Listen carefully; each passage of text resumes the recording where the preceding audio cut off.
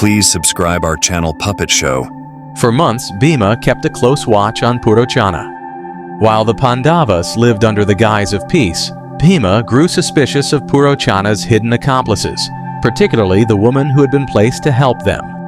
He knew she was no innocent bystander, but a pawn in Purochana's plan. Bhima, always the strategist, came up with a counter-plan. He shared his thoughts with Arjuna, and the two brothers decided to act swiftly, preempting Purochana's deadly trap by turning his own plan against him. The Pandavas knew that the only way to deal with Purochana's allies was to incapacitate them.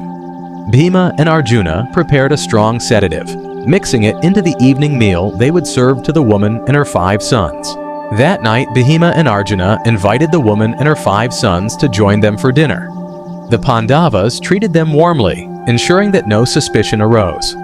The woman and her sons ate the food, unaware of what awaited them.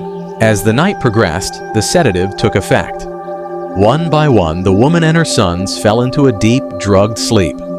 Bhima and Arjuna nodded to each other, knowing the first part of their plan had succeeded. Once the woman and her sons were unconscious, the Pandavas acted quickly. Bhima and Arjuna carried them into one of the palace's inner rooms, ensuring they would be trapped when the fire began. While the Pandavas executed their plan, Purochana slept soundly in a separate room outside the palace, completely unaware that the Pandavas had outwitted him. Bhima knew Purochana would soon meet his end. With the woman and her sons locked in the palace, Bhima opened the tunnel that had been dug over the past year. He led his brothers and Kunti to the entrance, ensuring their safe passage. One by one, the Pandavas and Kunti descended into the tunnel.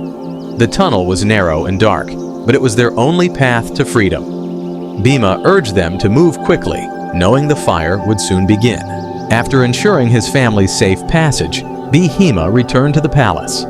With a torch in hand, he began to set fire to the palace walls and rooms. The flames quickly spread, consuming everything in their path. As the fire spread rapidly, engulfing the palace, Bhima watched for a moment to ensure that it would destroy everything, including Purochana and the woman's family. The flames roared louder with each passing second. Before entering the tunnel, Bhima glanced back one last time, ensuring the palace was fully ablaze.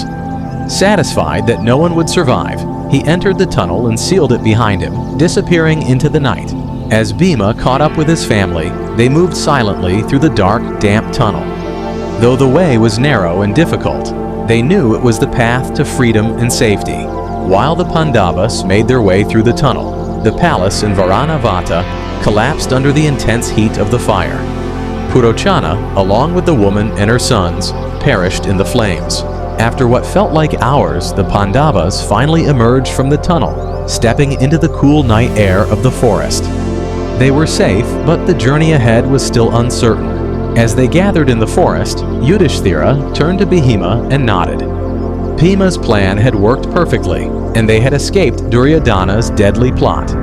For now, they were safe. The Pandavas watched from the safety of the forest as the last remnants of the palace smoldered in the distance. Duryodhana's plan had failed, and the Pandavas lived to fight another day. As the night wore on, the Pandavas reflected on their escape. They had narrowly avoided death, thanks to Bhima's foresight, but they knew Duryodhana's pursuit would not end here.